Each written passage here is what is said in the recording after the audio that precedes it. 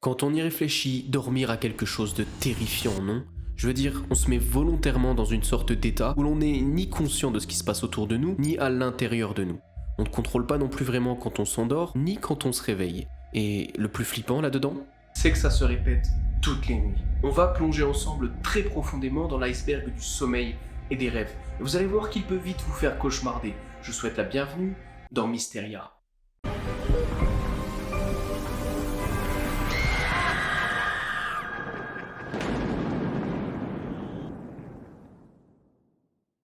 Les rêves normaux.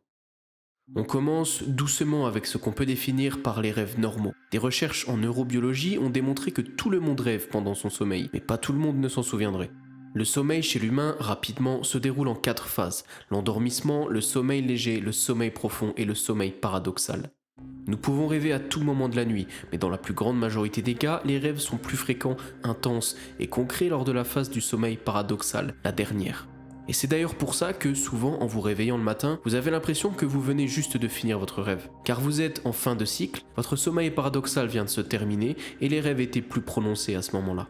Les rêves seraient là pour nous permettre de réguler nos émotions, comme une sorte de thérapie nocturne. C'est fascinant car tout peut arriver en rêve, et c'est terrifiant d'un côté, car justement, tout peut arriver. Personne ne sait exactement comment les rêves fonctionnent, à quoi ils servent et quels sont leurs sens pour le corps humain et le psyché. Et il est vraiment difficile d'ailleurs d'avoir le contrôle sur les rêves. En vérité, je dirais même que ce sont plutôt eux qui nous contrôlent. Le sommeil NREM.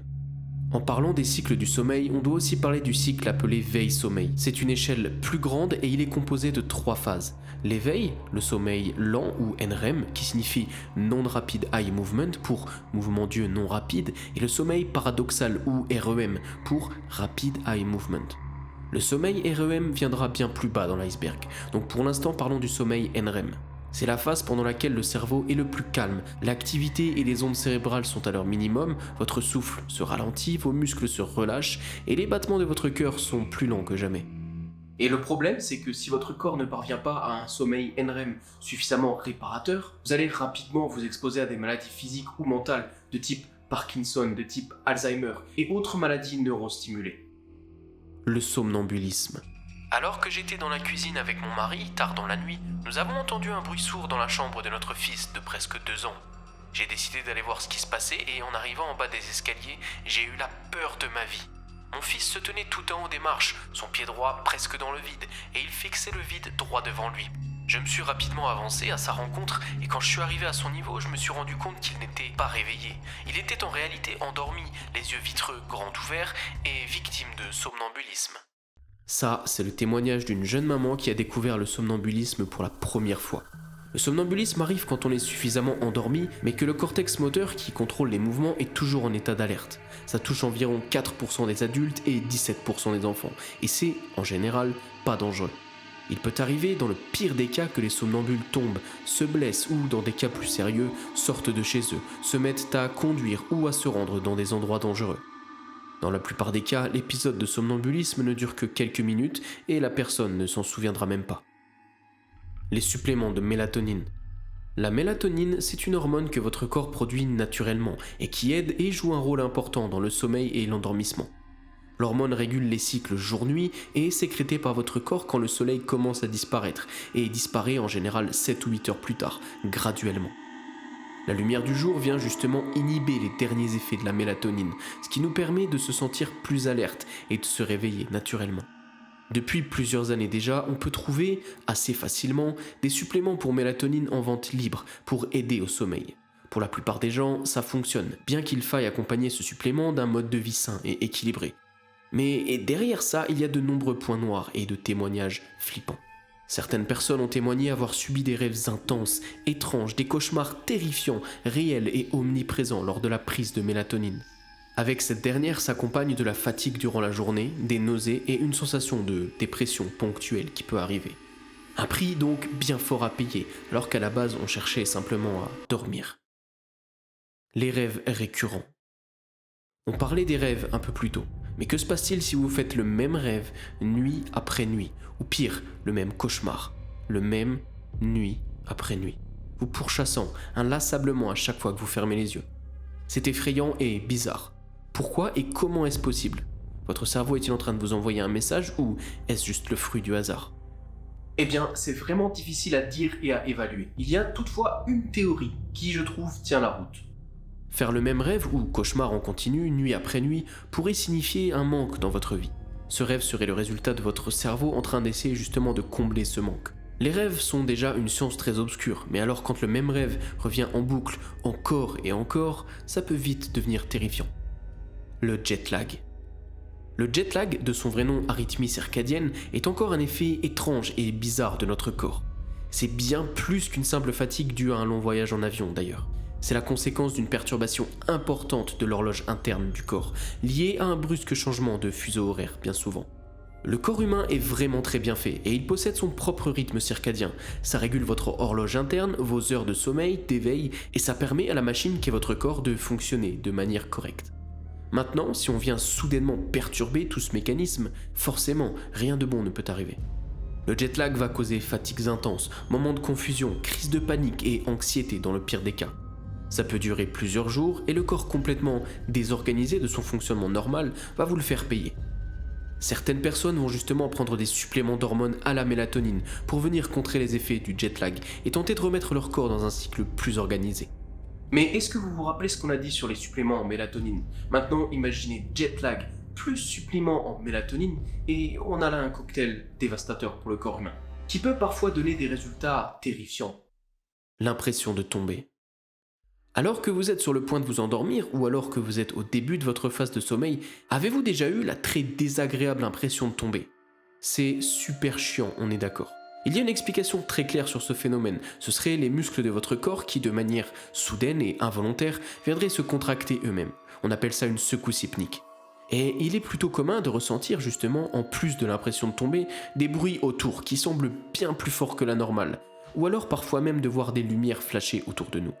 Et justement, le problème avec cette impression de tomber, c'est que parfois elle est si violente qu'elle va venir bousculer tout votre cycle du sommeil. Cet homme. Vous avez déjà forcément rêvé au moins une fois d'une personne que vous ne connaissiez pas, ou tout du moins dont vous n'arriviez pas à mettre un nom dessus. Et c'est tout à fait normal, car les rêves peuvent prendre n'importe quelle forme, y compris un visage que vous avez subconsciemment regardé, en vous baladant dans la rue par exemple. Maintenant, imaginez des milliers de personnes témoignant avoir vu le même homme inconnu au cours d'un rêve. Et c'est précisément ce qui est arrivé avec des personnes de toutes nationalités, aux quatre coins du monde et à différentes périodes au cours des 15 dernières années. Cet homme, c'est lui. Surnommé Discman, car personne n'arrive à lui mettre un nom. En revanche, beaucoup s'accordent à dire que la tête de cet homme est exactement celle qu'ils ont vue en rêve. Et c'est justement là que ça devient intéressant. Comment autant de personnes peuvent avoir rêvé du même inconnu? Apparemment, ce cas particulier, celui de Discman, serait une publicité de montée de toutes parts. Mais ceci dit, beaucoup de gens ont malgré tout témoigné avoir vu une personne commune dans leurs rêves respectifs, qu'ils décriraient plus ou moins comme Discman. Discman est donc à la base un super coup marketing. Mais ce qui est intéressant, c'est que Discman a mis pour le coup en évidence le fait que plusieurs personnes, notamment en ligne, ont dit avoir rêvé de la même personne. Et ce coup-ci, ils le décrivaient de la même façon et ce n'était pas un coup marketing. Les rêves prophétiques. Est-ce que ça vous est déjà arrivé de vous endormir, de rêver d'une scène, d'une conversation ou d'un événement, et que cette même scène, conversation ou événement se déroule un peu plus tard? Ça s'appelle un rêve prophétique. Personne n'a jamais pu y attribuer une quelconque explication, mais ça existe bel et bien. Est-ce que ça serait un mix entre situation passée, chance et hasard? C'est possible. Mais ça devient soudain plus sombre quand certaines personnes ont rapporté avoir rêvé de décès ou d'accident et que ça s'est effectivement confirmé et arrivé. Et le plus problématique, c'est qu'il n'y a aucun moyen de savoir si le rêve va devenir prophétique ou non, car ça commence toujours de la même façon, un rêve. Il y a donc de quoi devenir vraiment paranoïaque. Imaginez un peu le cas où cette personne fait régulièrement des rêves prophétiques. Comment elle peut savoir si son rêve va se réaliser ou non? Parler dans son sommeil.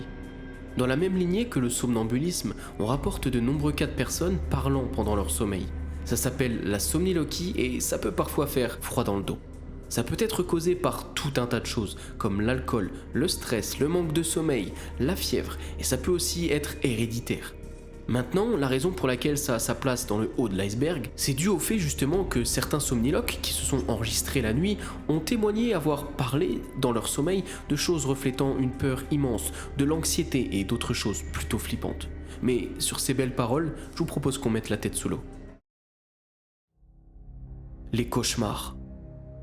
À l'opposé des rêves, qui peuvent souvent se montrer agréables et bienveillants, les cauchemars sont une toute autre histoire. Par définition, un cauchemar est un rêve dont l'élément dominant est l'angoisse, la peur ou la frayeur. Les causes sont souvent les mêmes que les rêves et ils surviennent aussi lors de la dernière phase du sommeil, le sommeil paradoxal. Les cauchemars qui reviennent le plus souvent et qui sont les plus terrifiants, bien que cet aspect soit vraiment propre à chacun, sont: vous fuyez quelque chose mais elle vous poursuit inlassablement. Et puis elle vous coince dans un coin. Vous ne pouvez ni fuir à droite ni fuir à gauche. Là, un énorme feu se met à vous menacer de tous les côtés et le seul moyen de vous enfuir, sauter dans le vide, un peu plus bas. Vous atterrissez dans une eau glacée, sombre et menaçante. Et qu'est-ce qui se passe ? Vous vous enfoncez dans cette eau et vous vous noyez. Puis vous vous réveillez, trempé de sueur. Vous venez de faire un beau cauchemar. Le sommeil REM. Un peu plus tôt, on a parlé du sommeil NREM pour Non-Rapid Eye Movement. Je vous présente maintenant le sommeil REM, le sommeil avec mouvement de yeux rapide. C'est la partie du sommeil la plus profonde, le sommeil paradoxal. Il est caractérisé par vos muscles totalement relaxés, des mouvements d'yeux rapides et erratiques derrière vos paupières closes, un souffle irrégulier, un battement de cœur plus rapide et une activité cérébrale à son maximal. C'est à ce moment-là d'ailleurs que peuvent arriver le plus fréquemment les terreurs nocturnes, les paralysies du sommeil et autres joyeusetés de la nuit.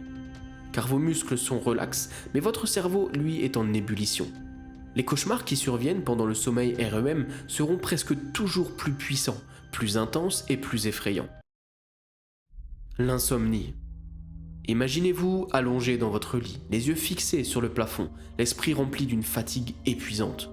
Vous comptez les moutons, essayez des techniques de relaxation, buvez des tisanes à la camomille, lisez des livres ennuyeux, mais rien n'y fait. Le sommeil vous fuit, vous laissant à la merci de l'angoisse et du stress. Vous vous retournez sans cesse dans votre lit, guettant le moindre signe de fatigue, mais rien ne vient. Malheureusement, vous êtes victime d'insomnie. Vous sentez vos yeux fatigués, que votre corps a besoin de se reposer, que votre cœur a un peu de palpitation, un petit peu de mal à pomper tout ça, et malgré tout, vous n'arrivez pas à vous endormir. Ça touche au moins un adulte sur deux au cours de leur vie, et ça peut créer des problèmes plus profonds, à commencer par l'angoisse et le stress. Ça peut aussi aller jusqu'à vous mettre en danger, si par exemple vous devez conduire et que vous n'avez pas dormi depuis 1 ou 2 jours. Et dans le pire des cas, le décès par épuisement. Le manque de sommeil. Intimement lié à ce qu'on vient de parler juste avant, l'insomnie, le manque de sommeil peut être terrifiant. Le corps humain fonctionne un peu comme une batterie, il est donc obligatoire de la recharger toutes les nuits. Le manque de sommeil va vous rendre irritable, vos pensées vont commencer à s'embrouiller et la moindre tâche peut vite devenir un vrai défi. Vous avez l'impression de vivre dans un brouillard permanent, incapable de vous concentrer ou de prendre des décisions claires. Votre mémoire flanche, vous oubliez vos rendez-vous, vous oubliez vos clés et vous oubliez même le nom de vos proches. Vous n'êtes plus d'humeur pour rien du tout et ça va s'accentuer par le fait que le moindre bruit ou le moindre son va venir vous énerver. Le manque de sommeil affecte votre vie sociale, professionnelle et personnelle et va donner à n'importe qui l'impression de perdre pied. L'apnée du sommeil. L'apnée du sommeil peut avoir 2 niveaux. Le premier niveau, l'apnée légère, vous ne ressentirez probablement rien. Si vous dormez avec votre compagnon, peut-être que lui ou elle va s'en rendre compte, mais pas vous. On parle de quelques secondes à retenir votre souffle et ça repart. En revanche, le deuxième niveau est bien plus terrifiant. On parle de plus de 10 secondes sans respirer alors que vous êtes en train de dormir. Ça peut facilement vous causer des cauchemars. Vous allez essayer de vous débattre, de respirer, mais sans grand succès. Votre cœur va se mettre à palpiter, vous allez paniquer et vous réveiller en sursaut, tout transpirant et potentiellement épuisé et apeuré. C'est vraiment pas facile de se rendormir après ça, surtout si vous pensez être victime d'un simple cauchemar sans même savoir que vous faites de l'apnée du sommeil. Et les causes, elles sont dans la grande majorité du temps physiques. Par exemple, si les muscles de votre gorge se relâchent de trop et que votre langue vient bloquer le conduit d'air, pour peu que vous ayez le nez bouché, malheureusement vous voilà en apnée. La parasomnie. La parasomnie est vraiment chelou. C'est une sorte d'état second, quelque part entre être endormi et être réveillé. Ce n'est pas du somnambulisme parce que vous pouvez avoir confiance de ce que vous faites. C'est cet état, vous savez, où parfois, après quelques minutes, vous vous demandez si ce qui vient de se passer était réel ou si vous l'avez rêvé. Vous pouvez finir dans des endroits aléatoires de votre maison, voire même à l'extérieur, sans vous en souvenir. Selon le stade de la parasomnie dans lequel vous vous trouvez, vous pouvez aussi parler dans votre sommeil, avoir une vraie conversation, tout en pensant que c'est un rêve. La même chose s'applique aux cauchemars, et par exemple, vous pouvez voir une chose dans votre chambre, disons une grosse araignée gigantesque, et croire dur comme fer, pensant que vous êtes éveillé, qu'elle est vraiment devant vous, alors qu'il n'y a rien. Vous êtes entre deux états et victime de parasomnie. La somniphobie. La somniphobie va un peu à l'encontre de tout ce qu'on a parlé jusque-là, car c'est justement la peur de dormir et de tomber endormi. La peur du sommeil est tellement intense chez certaines personnes que les gens atteints de somniphobie préfèrent rester éveillés, parfois jusqu'à l'épuisement. La somniphobie résulte justement de tout ce qu'on a vu jusque-là. La peur des terreurs nocturnes, la peur des cauchemars, l'angoisse des rêves oppressants est tellement forte chez certaines personnes qu'ils préfèrent ne pas dormir tout simplement.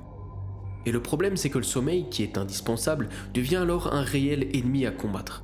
Et malheureusement, cet ennemi finit toujours par gagner. Les expériences de hors-corps.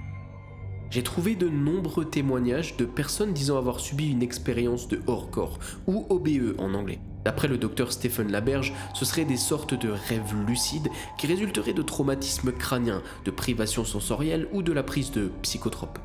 C'est une expérience plutôt obscure car malheureusement, hormis quelques témoignages, aucun chercheur n'a jamais pu enregistrer de preuves vis-à-vis de ça.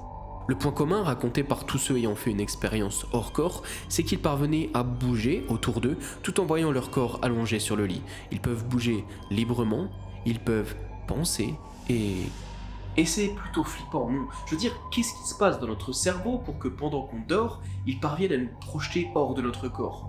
Ou alors est-ce que c'est simplement un rêve? Paralysie du sommeil. Imaginez-vous vous réveiller, incapable de bouger ou même de parler. Vous êtes conscient de votre environnement, mais vous êtes prisonnier de votre propre corps, comme si vous étiez étouffé par une force invisible. Vous essayez de crier, vous essayez de bouger, mais en vain. La panique monte en vous, et c'est tout naturel, vous avez l'impression de vivre un cauchemar éveillé. Cette paralysie peut durer quelques secondes à quelques minutes, et est souvent accompagnée d'hallucinations auditives ou visuelles terrifiantes. Vous pouvez, par exemple, entendre des voix, entendre des bruits de pas, ou même voir des personnes menaçantes dans votre chambre. La sensation d'impuissance et de terreur est vraiment intense, et peut laisser des traces psychologiques profondes. Vous venez de vivre une paralysie du sommeil, à mi-chemin entre endormi et réveillé. Terreur nocturne. Vous vous réveillez en hurlant de terreur, le cœur battant à tout rompre. Vous êtes inconsolable et ne comprenez pas ce qui vous arrive. Vous avez l'impression d'avoir été attaqué ou d'avoir vécu un événement traumatisant. Vous pouvez crier, vous pouvez donner des coups et vous pouvez même blesser ou vous blesser vous-même en essayant de fuir une menace imaginaire. Ces terreurs nocturnes surviennent généralement pendant la première moitié de la nuit et peuvent être très fréquentes chez les enfants. Elles peuvent être causées par le stress, par l'anxiété ou tout simplement par un manque de sommeil. Les terreurs nocturnes peuvent parfois être si violentes et laisser un sentiment mauvais pendant de très longues minutes après le réveil. Enfin ça, c'est si vous parvenez à vous réveiller. Les faux réveils. Vous vous frottez les yeux, le visage, haletant. Vous vous levez, allez préparer votre café comme tous les matins et en passant la porte de la cuisine, vous atterrissez au travail, ou chez votre belle-mère, ou dans votre restaurant préféré. Malheureusement, vous avez été victime d'un faux réveil. Vous avez l'impression de vous être réveillé, mais vous êtes toujours en train de rêver. Vous pouvez même vous lever, vous habiller et accomplir des tâches du quotidien, tout en étant inconscient. Vous ne réaliserez que vous êtes en train de rêver que lorsque vous vous réveillerez pour de bon. Le problème avec ces faux réveils, c'est qu'ils peuvent être vraiment déroutants, parce qu'ils brouillent la frontière entre le rêve et la réalité. Vous pouvez avoir l'impression de vivre une boucle temporelle quelque part, et de revivre la même journée, encore et encore. Les rêves déjà vus. Vous avez l'impression de vivre la même situation pour la deuxième fois, voire la troisième fois.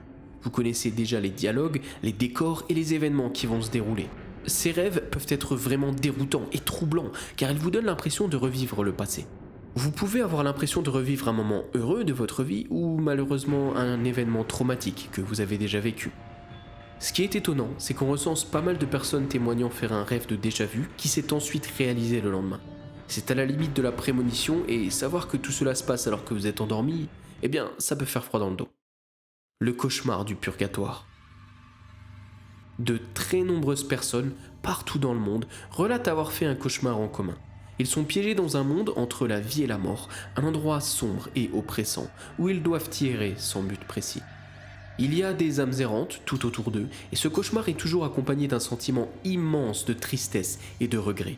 Tous les témoignages parlent de devoir errer pendant des heures dans un désert infini, entouré d'obscurité, pour au final arriver devant un endroit avec 2 portes, l'enfer d'un côté et le paradis de l'autre.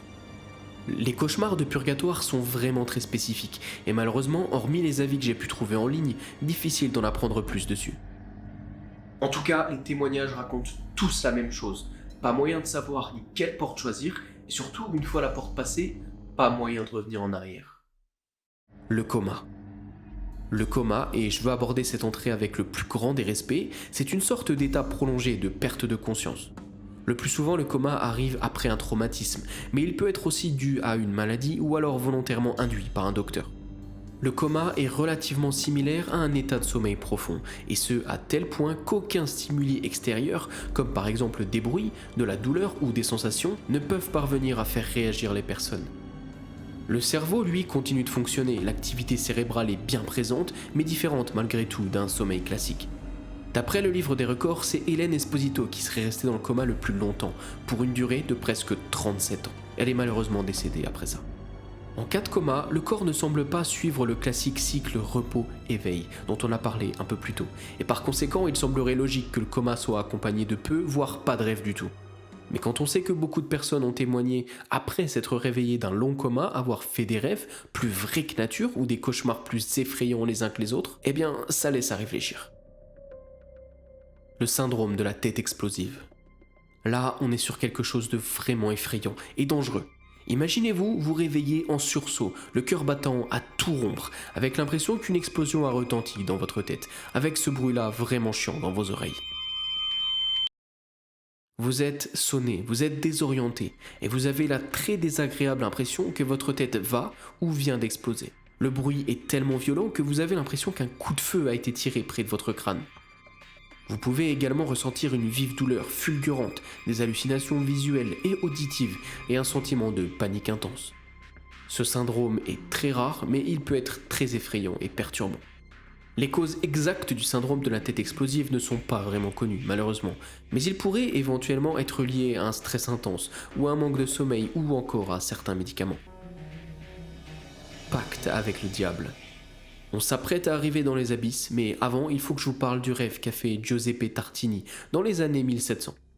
Il a témoigné avoir fait un rêve avec le diable, très réaliste, où il a fait un pacte avec ce dernier. Dans son rêve, Tartini a demandé au diable de lui jouer un morceau, le morceau le plus compliqué que personne n'ait jamais joué au violon. Et à son réveil, Tartini savait jouer le morceau. On parle d'un morceau qu'il ne connaissait pas la veille, qui dure des dizaines de minutes et qui est d'une difficulté incroyable. Alors certes, l'histoire date, mais c'est un des seuls et rares cas où quelqu'un a réussi à apprendre quelque chose de concret pendant son sommeil. Et je trouve que ça a quelque chose de terrifiant et d'excitant à la fois. Antidépresseurs et rêves. Certains antidépresseurs, comme la paroxétine, peuvent affecter vos rêves de plusieurs manières. Vous pouvez avoir des rêves plus intenses, plus lucides et plus réalistes, dans le meilleur des cas, et dans le pire, vous pouvez avoir des rêves plus bizarres, plus étranges et plus terrifiants.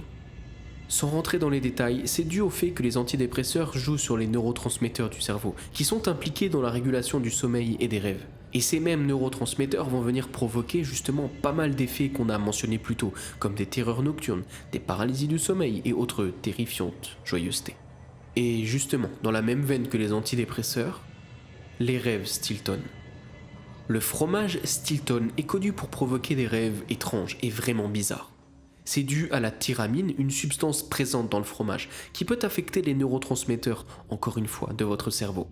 Si vous mangez du Stilton avant de vous coucher, vous risquez de faire des rêves très intenses et hallucinogènes.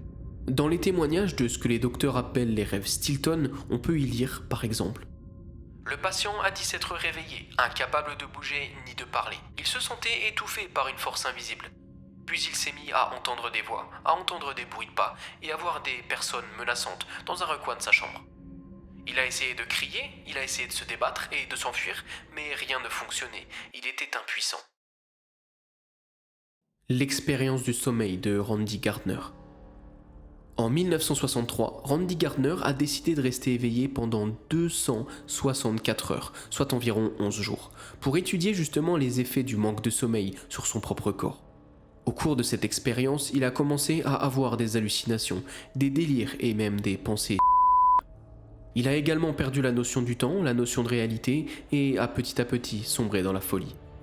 Cette expérience montre bien les dangers du manque de sommeil, et souligne d'ailleurs l'importance d'un sommeil sain pour la santé mentale et physique. Après seulement 100 heures d'éveil, Randy Gardner a commencé à avoir des hallucinations. Il a vu des insectes ramper sur les murs, des personnes qui n'existaient pas et entendu des voix qui n'étaient forcément pas là. Il a également commencé à avoir des délires et à croire qu'il était persécuté, que tous les gens autour de lui en voulaient à sa vie, et pire encore, Al Herpin.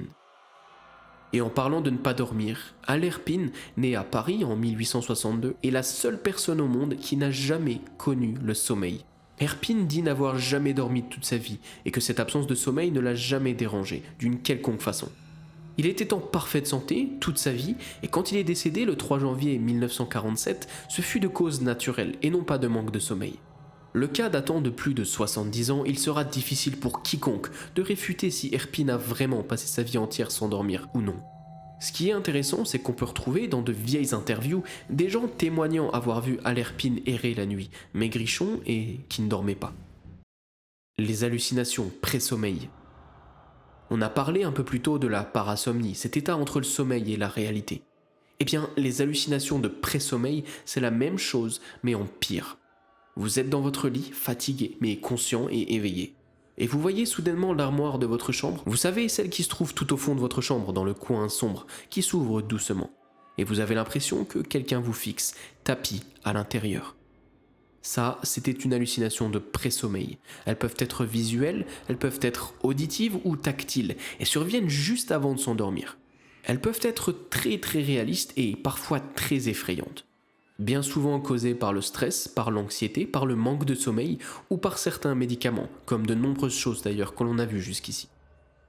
Syndrome de mort subite nocturne. Le syndrome de mort subite nocturne est un syndrome extrêmement rare, qui a été aperçu aux 4 coins du monde, sur des personnes aux âges et aux génétiques complètement différents. Observé pour la toute première fois en 1977, c'est, comme son nom l'indique, le fait qu'un individu décède subitement et sans raison apparente pendant son sommeil. La mort survient des suites d'un arrêt cardiaque alors que le corps, le cœur et les organes sont au repos, et que la personne est en parfaite condition physique. Ce syndrome est très rare, et sa documentation l'est encore plus, malheureusement. En fait, ce que je trouve vraiment terrifiant, c'est d'imaginer ces personnes s'endormir paisiblement pour ne jamais se réveiller. Le syndrome Klein-Levin. Ce syndrome, qui touche 2 personnes sur 1 million, est un des syndromes les plus étranges et inexpliqués au monde. Les individus touchés par le syndrome de Klein-Levin souffrent tous d'une hypersomnie, avec des périodes de sommeil pouvant aller de 15 à 21 heures de sommeil par jour.